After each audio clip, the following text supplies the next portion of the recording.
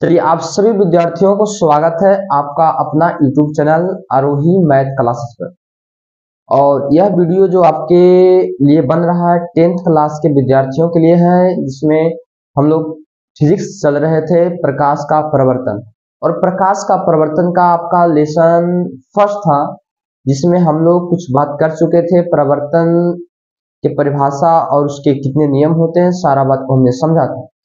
आज इस वीडियो में हम बात करेंगे आपका दर्पण से संबंधित।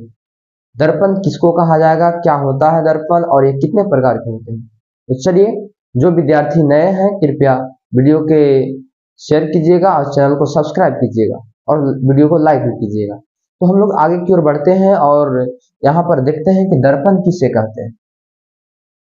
दर्पण किसे कहा जाता है? दर्पण, जिसको इंग्लिश में मिरर कहा जाता है। इंग्लिश में क्या कहा जाता है? मिरर, दर्पण।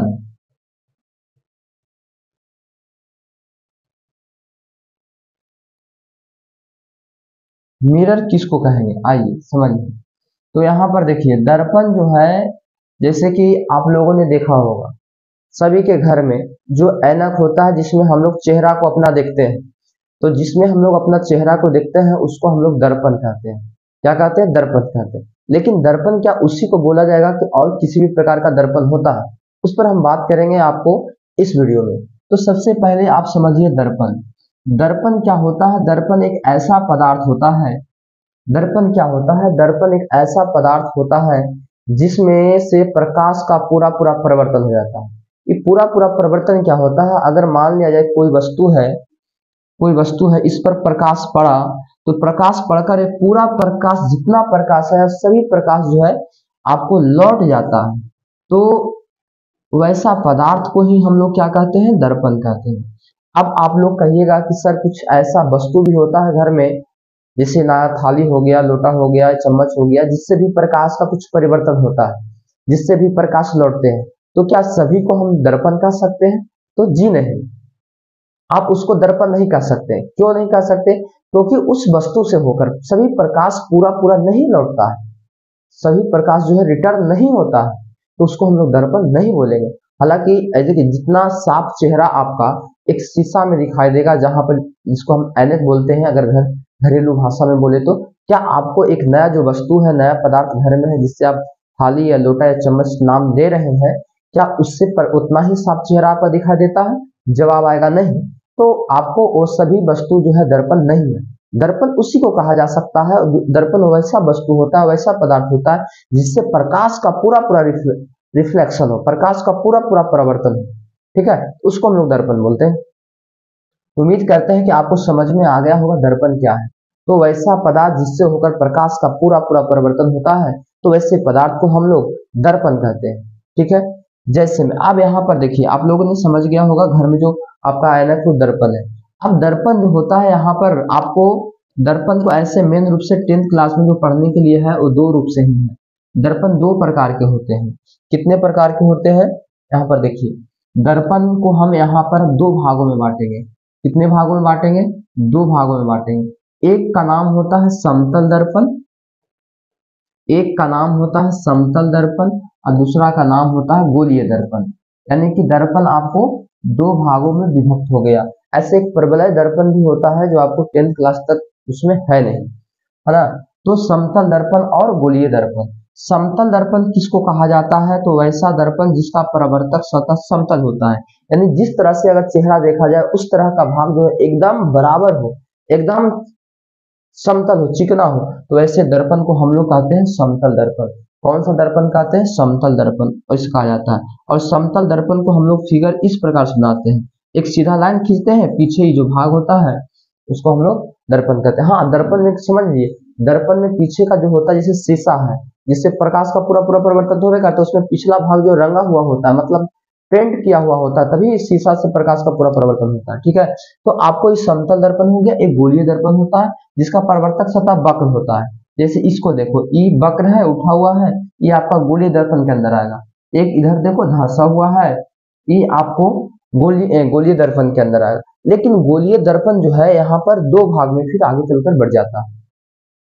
तो अभी हम आपको बता रहे हैं दर्पण, दर्पण के बारे में आप क्या कह सकते हैं। तो बोलिएगा दर्पण वैसा पदार्थ है जिससे प्रकाश का पूरा पूरा परिवर्तन होता हो और इसका एक सतह कलई किया हुआ रहता है। सो दर्पण दो प्रकार के होते हैं, एक समतल दर्पण होते हैं, एक गोलीय दर्पण होते हैं। समतल दर्पण किसको कहते हैं, तो जिसका परावर्तक सतह समतल होता है, मतलब जिस तरफ से अगर आप चेहरा देख रहे हैं उस तरफ का भाग अगर समतल हो, एकदम बराबर हो, उसको समतल दर्पण बोलेंगे।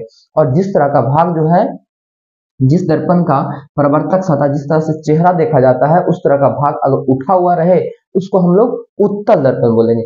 ओ से कहना है उठल, क्या कहना है, ओ से उठल, औ से उत्तल। अब जिसका उठा हुआ रहेगा आगे का भाग उसको उत्तल दर्पण बोलेंगे, और जिसका भाग धंसा हुआ रहेगा उसको हम लोग अवतल दर्पण बोलेंगे। तो आगे चलकर गोलीय दर्पण भी आपको दो भागों में विभक्त हो जाता है। गोलीय दर्पण, गोलीय दर्पण आपको आगे चलकर दो भागों में विभक्त हो जाता है। ध्यान दीजिएगा, पहला आपका नाम होता है, इसमें पहला का नाम होता है उत्तल दर्पण। कौन सा दर्पण होता है, उत्तल दर्पण। और दूसरा का नाम होता है अवतल दर्पण। कौन सा बाबू, अवतल दर्पण। देखिए दो प्रकार के दर्पण में आगे गोलीय दर्पण बट गया, दर्पण में दो प्रकार के आगे बट गया गोलीय दर्पण। गोलीय दर्पण एक उत्तल दर्पण हो गया और एक हो गया आपका अवतल दर्पण। अब बात किया जाए उत्तल दर्पण का, अब बात किया जाए अवतल दर्पण, ठीक है। अब बात किया जाए उत्तल का, उत्तल दर्पण किसको बोला जाएगा और अवतल दर्पण किसको बोला जाएगा। अब ये भी बात होना चाहिए कि उत्तल दर्पण का प्रयोग कहाँ करेंगे, अवतल दर्पण का प्रयोग कहाँ करेंगे। इस बात का भी चर्चा होना चाहिए कि उत्तल दर्पण में किसी वस्तु का जो फोटो बनता है, प्रतिबिंब बनता है, वो कैसा बनता है। तो सारा बात को हम चर्चा करेंगे, अब वीडियो के लास्ट तक लगा रहिए।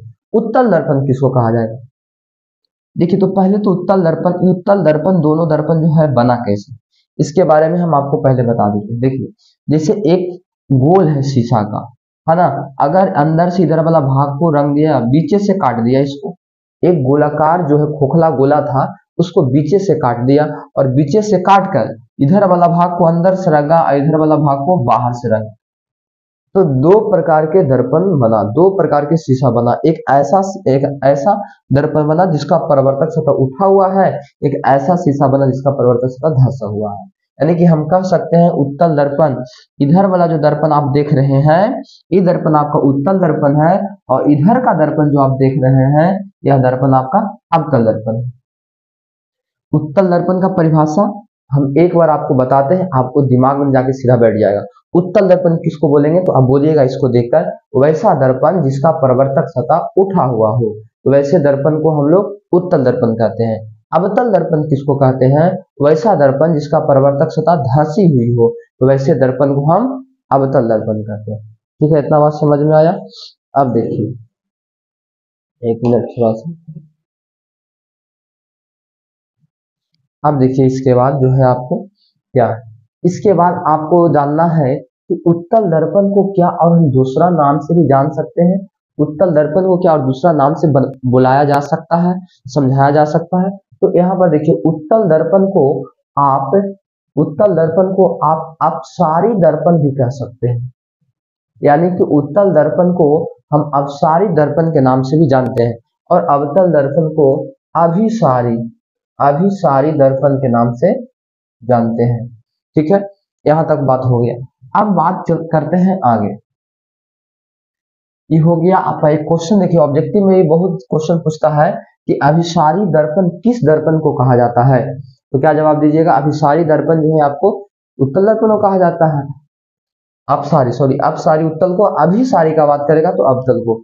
ऐसे पूछ सकता है जिस दर्पण का प्रवर्तक सतह धंसी हुई होती है उसे कौन सा दर्पण कहा जाता है, अवतल दर्पण कहा जाएगा। और जिस दर्पण का प्रवर्तक सतह उठी हुई होती है उसे कौन सा दर्पण कहा जाता है, तो उसे आपको उत्तल दर्पण कहा जाएगा। ठीक है, इसके बाद हम आगे चलते हैं। इन दोनों दर्पण को हमने जान लिया, गोलीय दर्पण था, इस समतल दर्पण।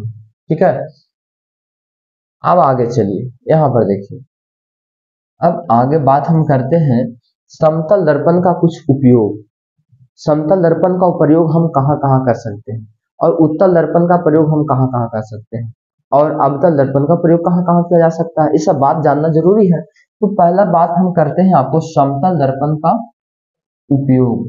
समतल दर्पण का उपयोग, समतल दर्पण का उपयोग, समतल दर्पण का उपयोग कहाँ किया जा सकता है।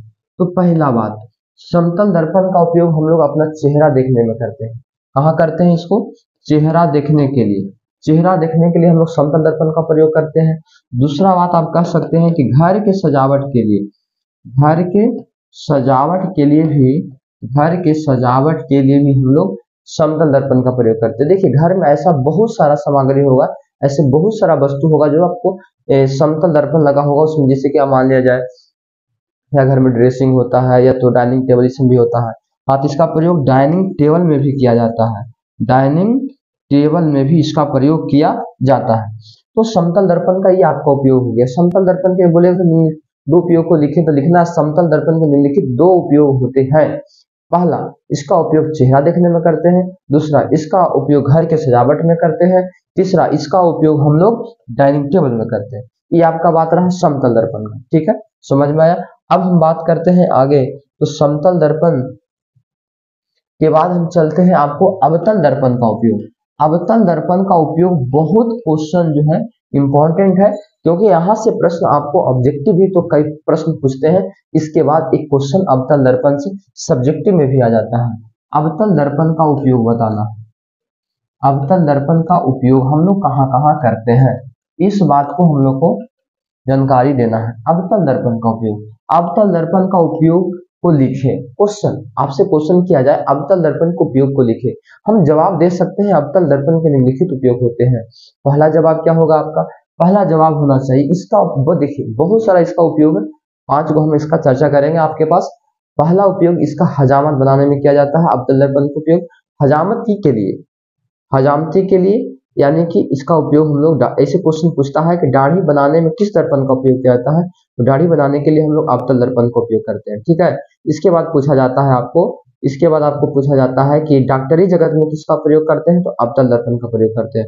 सौर कुकर में किसका प्रयोग करते हैं, तो सौर कुकर में भी अवतल दर्पण का प्रयोग किया जाता है, ठीक है। इस सारा बात जो है, सौर भट्ठी में किसका प्रयोग करते हैं, तो सौर भट्ठी में अवतल दर्पण का प्रयोग करते हैं। गाड़ी की जो हेडलाइट होता है, जो आगे अग्रदीप जिसको कहा जाता है, गाड़ी के हेडलाइट में किसका प्रयोग होता है, अवतल दर्पण का प्रयोग होता है। तो ये अवतल दर्पण का उपयोग है जो आपको याद रखना पड़ेगा, ये बहुत ज्यादा इंपॉर्टेंट है। यहाँ से अगर 5 पॉइंट हमने बोला तो 5 पॉइंट आपका ऑब्जेक्टिव, 5 ऑब्जेक्टिव का काम करेगा।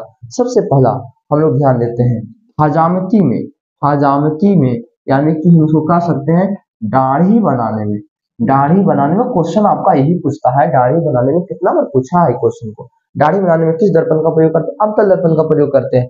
दूसरा क्वेश्चन आपका है डॉक्टरी जगत में, डॉक्टरी जगत में मतलब बोले तो डॉक्टरी जगत में नाक मुंह कान के अंदर के जख्म को देखने के लिए भी हम लोग इसका प्रयोग करते हैं, क्योंकि इसमें किसी वस्तु का जो फोटो होता है, प्रतिबिंब होता है, वो बड़ा बनता है, और बड़ा बनने के कारण अधिक छोटा होने से भी इसको बड़ा बनाकर देखा जा सकता है। किसके कारण? अवतल दर्पण के कारण। चलिए तीसरा आपका उपयोग हो जाएगा, इसका उपयोग हम लोग जो है सौर कुकर में भी करते हैं, सौर कुकर में, सौर कुकर में करते हैं, क्योंकि अवतल दर्पण पूरा प्रकाश को एकत्रित कर देता है, इसलिए इसका उपयोग खाना बनाने के लिए सौर कुकर में करते हैं। चौथा उपयोग इसका सौर भट्ठी में किया जाता है, सौर भट्ठी में भी इसका प्रयोग किया जाता है ना। और इसका पांचवा उपयोग है आपको, इसका पांचवा उपयोग है गाड़ी के अग्रदीप में, गाड़ी के अग्रदीप में मतलब आगे हेडलाइट जो होता है उसमें भी आपको अवतल दर्पण का प्रयोग किया जाता है। तो उम्मीद करते हैं कि आपको अवतल दर्पण का उपयोग समझ में जरूर आया होगा, और यह जो है बहुत ज्यादा इंपॉर्टेंट है, इसको आपको याद ही रखना है। हजामती में, दाढ़ी बनाने में, डॉक्टरी जगत में, सौर कुकर में, सौर भट्ठी में, अग्रदीप में, गाड़ी के हेडलाइट में, इस सभी जगह जो है आपको अवतल दर्पण का उपयोग किया जाता है, ठीक है। अब बात रहा एक और दर्पण बचा जिसका नाम है उत्तल दर्पण। अब हम लोग चर्चा करते हैं उत्तल दर्पण का उपयोग। अगला क्वेश्चन आपका है उत्तल दर्पण के उपयोग को लिखिए। अगला क्वेश्चन है उत्तल दर्पण, उत्तल दर्पण के उपयोग को लिखिए, उत्तल दर्पण के उपयोग को लिखिए। अब देखिए उत्तल दर्पण के तो उपयोग निम्नलिखित होता है। उत्तल दर्पण के उपयोग, इसका उपयोग ज्यादा नहीं है, एक बहुत ज्यादा चर्चित उपयोग है जो आपको बहुत बार काम करता है, कई एग्जामों में पूछा जाता है। गाड़ी के साइड मिरर के रूप में, गाड़ी के बगल वाला जो होता है जिससे गाड़ी अपने पीछे की वस्तु को देख पाता है, पीछे की गाड़ी को, पीछे की कोई भी चीज को देख पाता है, जो दर्पण लगा होता है गाड़ी के ड्राइवर के बगल में, वो दर्पण जो आपको होता है बाबू, वो उत्तल दर्पण होता है। अब उत्तल दर्पण का ही प्रयोग हम लोग गाड़ी के साइड मिरर में क्यों करते हैं, ये भी क्वेश्चन उठ सकता है, ये भी क्वेश्चन पूछ सकता है। कि गाड़ी के साइड मिरर के रूप में गाड़ी के बगल वाला जो दर्पण होता है, शीशा होता है, उसमें हम लोग उत्तल दर्पण का उपयोग क्यों करते हैं? तो इसका उपयोग इसलिए किया जाता है क्योंकि इसमें किसी भी वस्तु का प्रतिबिंब, किसी भी वस्तु का फोटो बहुत छोटा बनता है। जब छोटा बनेगा तो बहुत सारा वस्तु के एक साथ फोटो बना सकता है, इसलिए इसका उपयोग हम लोग जो है गाड़ी के साइड मिरर में करते हैं, है ना। यानी क्योंकि जब गाड़ी के साइड में लगा होता है तो पीछे के बहुत सारा गाड़ी को एक बार फोटो दिखा सकता है, क्योंकि इसमें फोटो जो है छोटा बनता है। तो इसका अगर क्वेश्चन आपसे पूछा जाए कि गाड़ी के साइड मिरर में उत्तल दर्पण का ही उपयोग क्यों किया जाता है, जवाब लिखना है गाड़ी के साइड मिरर के रूप में अवतल दर्पण का उपयोग इसलिए किया जाता है क्योंकि उत्तल दर्पण क्या आता है, क्योंकि उत्तल दर्पण में किसी भी वस्तु का प्रतिबिंब वस्तु से बहुत छोटा बनता है, जिसके कारण यह विस्तृत क्षेत्र के वस्तुओं को प्रतिबिंब अपने अंदर बना सकता है। इसी गुण के कारण जो है गाड़ी के साइड मिरर में आपको उत्तल दर्पण का उपयोग किया जाता है। तो उत्तल दर्पण का पहला उपयोग जो है सबसे ज्यादा इंपॉर्टेंट है गाड़ी के साइड मिरर में। गाड़ी के साइड मिरर में भी हम लोग इसका उपयोग करते हैं, ठीक है। इसके बाद गाड़ी के साइड मिरर में भी इसका उपयोग किया जाता है।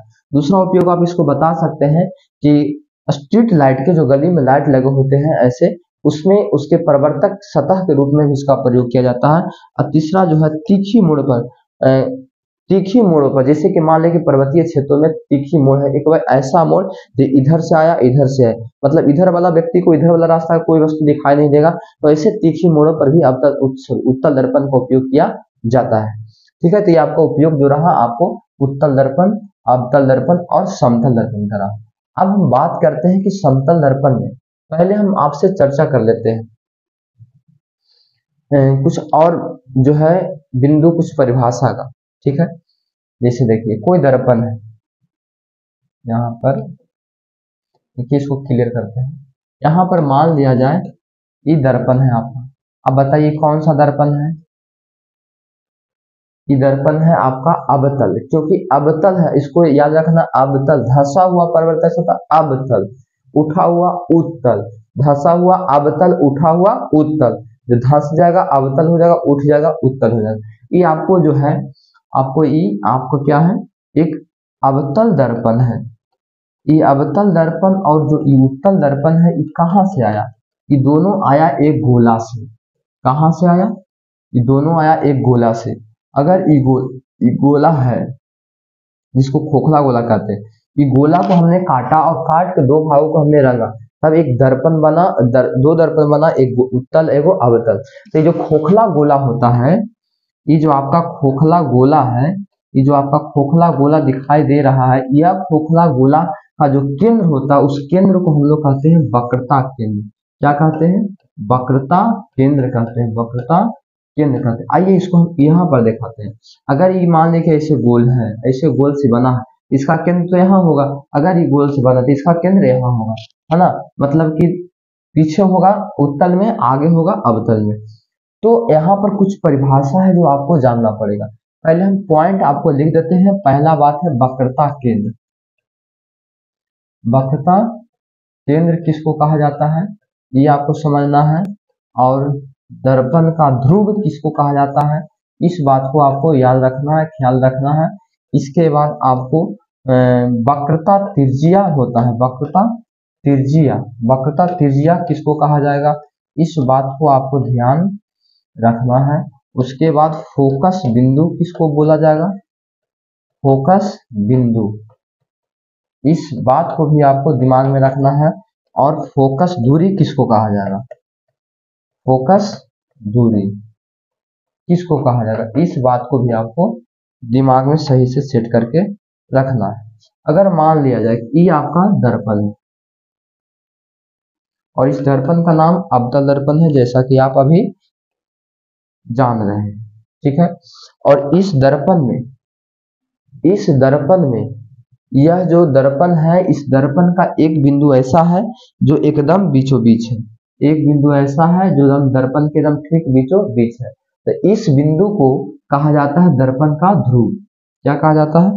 दर्पण का ध्रुव कहते हैं, दर्पण का ध्रुव कहा जाता है, ठीक है। तो दर्पण के मध्य बिंदु को दर्पण का ध्रुव कहते हैं। पहला बात हम इस पर चर्चा कर लेते हैं, वक्रता केंद्र।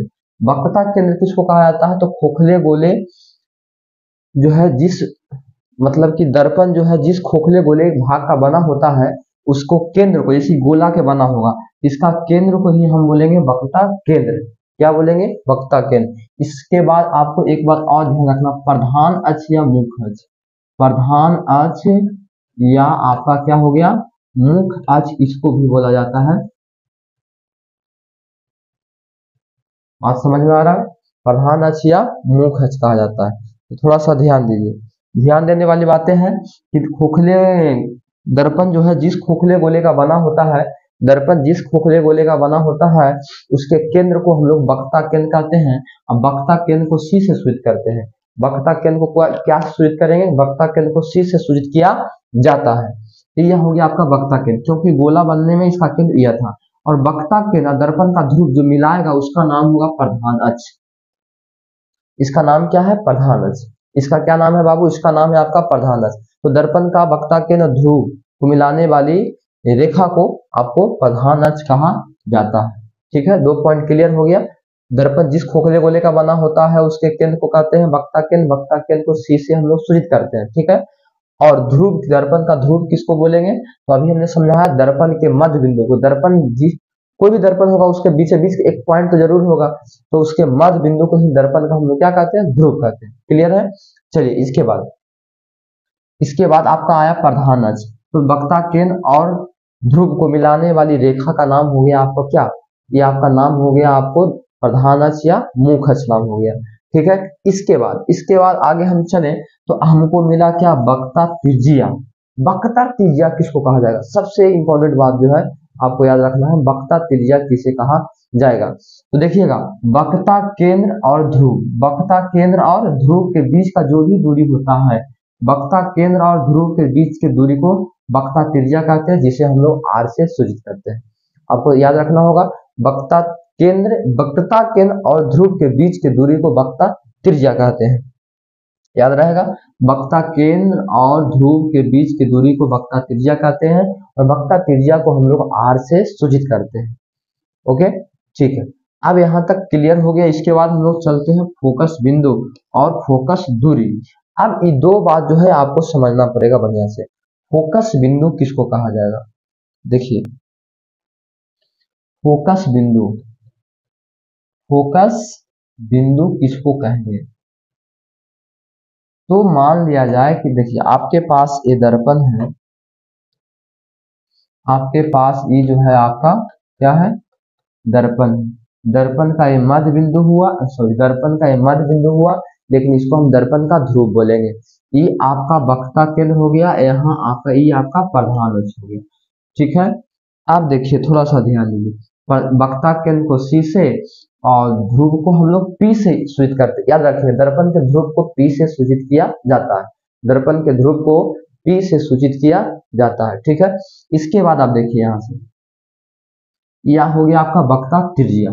ठीक है, अब बात रहा फोकस बिंदु का। कौन सा बिंदु का? कि फोकस बिंदु किसको कहेंगे सर?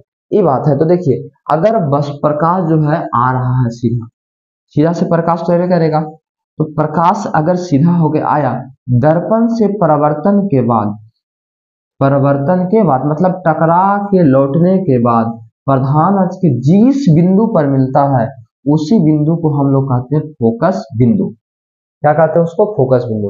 कहता है कि जब प्रकाश की किरणें प्रधान अक्ष के समानांतर आती है, देखिए यहाँ पर समानांतर ऐसे जा रहा है, जब प्रकाश की किरणें प्रधान अक्ष के समानांतर आती है तो दर्पण से टकराने के बाद लौटेगी, दर्पण से परावर्तन के बाद प्रधान अक्ष के जिस बिंदु पर मिलता है या मिलता हुआ प्रतीत होता है तो उस बिंदु को हम लोग फोकस बिंदु कहते हैं, और फोकस बिंदु को एफ से सूचित किया जाता है। क्लियर है? एक बार फिर हम बता देना चाहते हैं फोकस बिंदु किसको कहा जाएगा। तो जब प्रकाश की किरणें प्रधान अक्ष के समानांतर आती है तो दर्पण से परावर्तन के बाद, देखिए यहाँ से टकराने के बाद प्रधान अक्ष के जिस बिंदु पर मिलती है, प्रधान अक्ष के जिस बिंदु पर यहाँ मिल रही है उस बिंदु को क्या कहा जाएगा? उस बिंदु को आपको कहा जाएगा फोकस बिंदु। और फोकस बिंदु को आपको सूचित करना है किससे? फोकस बिंदु को सूचित करना है एफ से। अब बात रहा फोकस दूरी का। फोकस दूरी किसको बोलेंगे सर? तो फोकस बिंदु जब आपने देखा तो तो फोकस बिंदु और ध्रुव के बीच का जो भी दूरी होता है उसको हम लोग कहते हैं फोकस दूरी। क्या कहते हैं उसको? फोकस दूरी। फोकस, उसको हम लोग कहते हैं फोकस दूरी। ठीक है, समझ में आ रहा है आपको? यानी क्या कहा जाएगा उसको बाबू? फोकस दूरी कहा जाएगा। फोकस दूरी, ठीक है, फोकस दूरी कहेंगे। यानी कि फोकस बिंदु और ध्रुव के बीच का जितना भी दूरी होता है उसे हम लोग फोकस दूरी कहते हैं।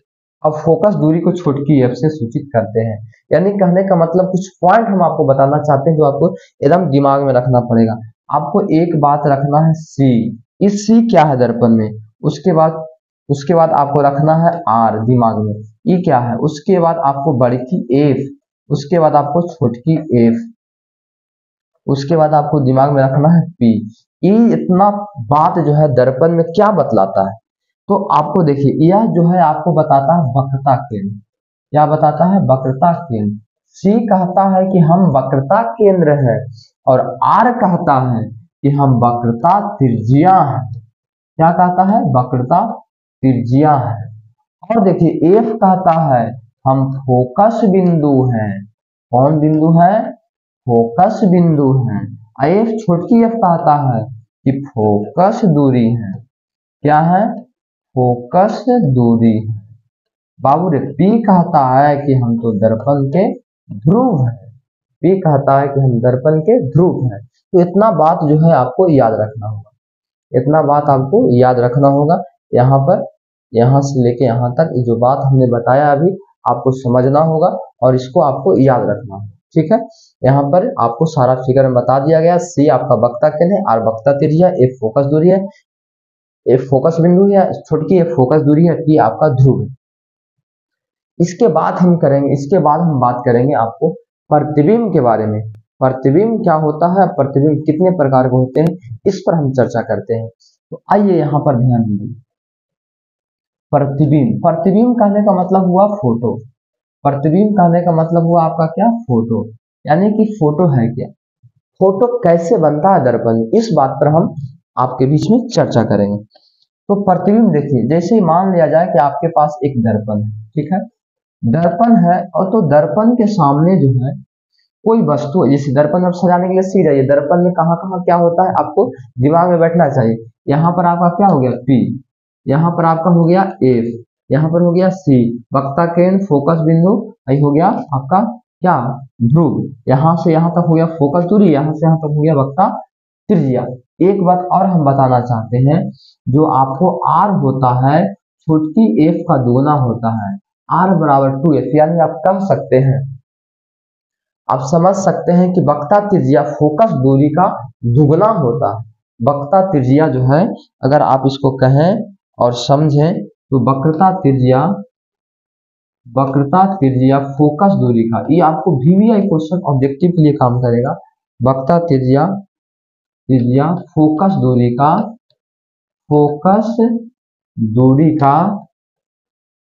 दूरी का दुगुना होता है। कितना होता है? दुगुना होता है। अगर आप समझ ही गए होंगे, जब वक्रता त्रिज्या फोकस दूरी का दुगुना होगा तो आपको यहाँ से एक फॉर्मूला और निकल जाएगा, आराम से क्या निकलेगा? F बराबर R/2। यानी कि जो फोकस दूरी होगा वो वक्रता त्रिज्या का आधा होगा। वक्रता त्रिज्या जब फोकस दूरी का दुगुना है तो फोकस दूरी वक्रता त्रिज्या का आधा होगा। यानी R बराबर जब 2f होता है तो F बराबर आपको R/2 होता है।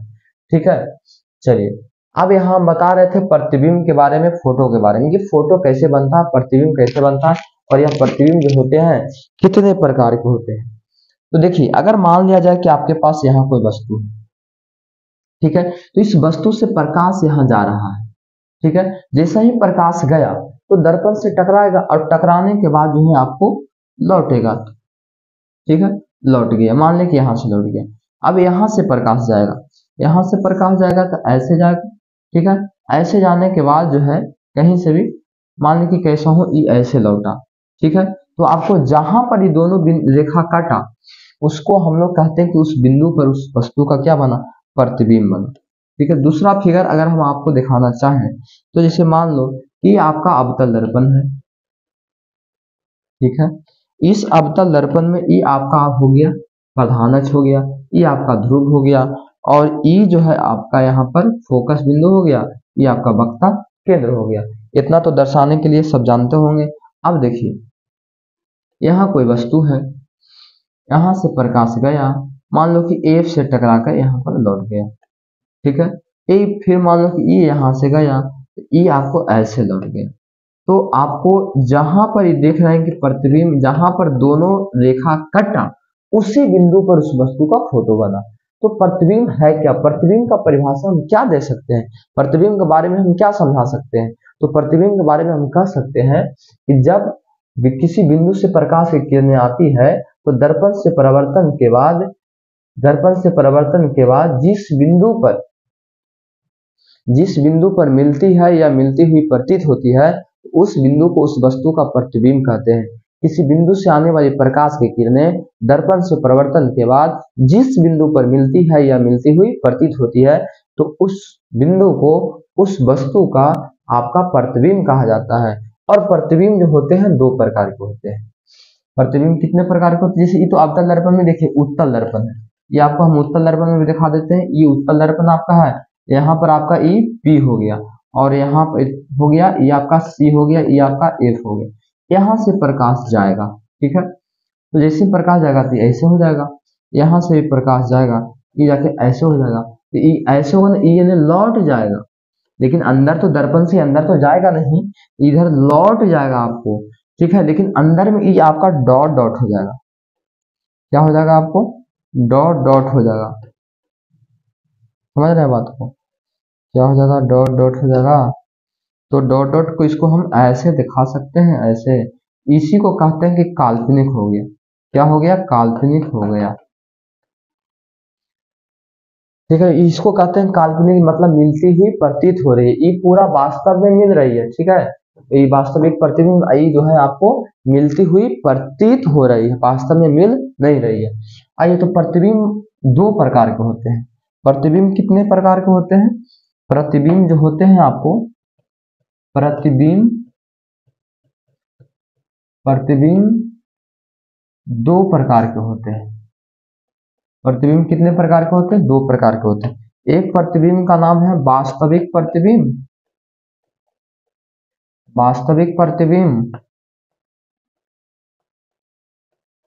और दूसरा प्रतिबिंब का नाम है आपका काल्पनिक प्रतिबिंब। काल्पनिक प्रतिबिंब। प्रतिबिंब कितने प्रकार के होते हैं? तो प्रतिबिंब दो प्रकार के होते हैं। एक प्रतिबिंब वास्तविक होता है, एक प्रतिबिंब काल्पनिक होता है। जो वास्तव में मिला उसको हम लोग वास्तविक प्रतिबिंब बोलते हैं, जो काल्पनिक रूप से मिला उसको हम लोग काल्पनिक प्रतिबिंब कहते हैं। आपको जानकारी के लिए एक बात बता दें हम यहाँ पर कि जो वास्तविक प्रतिबिंब आपको होता है, वास्तविक प्रतिबिंब जो काल्पनिक प्रतिबिंब होता है, ये होता क्या है? तो जब प्रकाश की किरण, जैसे कि अभी हम यहाँ पर आपको एग्जाम्पल दिखाएं, देखिए थोड़ा सा ई आया और यहाँ से प्रकाश आके ई वास्तव में मिला। कहाँ मिला? यहाँ पर वास्तव में मिला, इसको वास्तविक प्रतिबिंब कहते हैं। ये मिलना नहीं, इधर से तो गया रिटर्न हो गया ऊपर में, इधर से तो गया रिटर्न हो गया नीचे में, लेकिन अंदर में जाते हुए लगा कि मिला है। अंदर में जाते हुए लगा कि ऐसा प्रतीत हो रहा है कि लौटने के बाद अंदर लगता है कि अंदर से होकर आ रहा है, इसको काल्पनिक कहते हैं।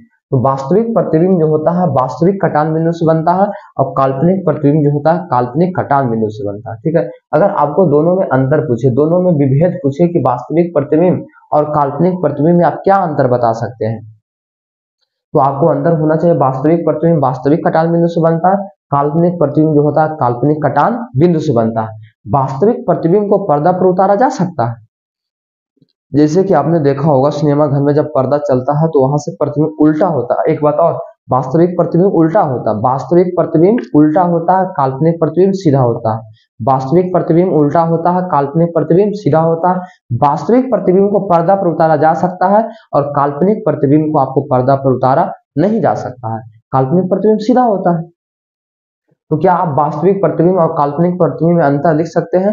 तो यहाँ पर आपका जवाब होना चाहिए। अगर क्वेश्चन आपसे पूछा जाए कि वास्तविक प्रतिबिंब और काल्पनिक प्रतिबिंब में क्या अंतर है, तो जवाब दीजिएगा वास्तविक प्रतिबिंब और काल्पनिक प्रतिबिंब में लिखित अंतर है। वास्तविक प्रतिबिंब वास्तविक कटान बिंदु से बनता है, काल्पनिक प्रतिबिंब, काल्पनिक कटाव बिंदु से बनता है। वास्तविक प्रतिबिंब जो होता है आपको, ये जो देख रहे हैं वास्तविक प्रतिबिंब जो होता है ये उल्टा होता है और काल्पनिक प्रतिबिंब सीधा होता है। वास्तविक प्रतिबिंब को पर्दा पर उतारा जा सकता है, काल्पनिक प्रतिबिंब को पर्दा पर उतारा नहीं जा सकता। ये जो आपका हुआ अंतर वास्तविक प्रतिबिंब और काल्पनिक प्रतिबिंब में अंतर हुआ। इतना ही इस वीडियो में, बाकी और फिर मिलते हैं हम लोग एक नए वीडियो के साथ। तब तक के लिए सभी विद्यार्थियों को बहुत बहुत धन्यवाद।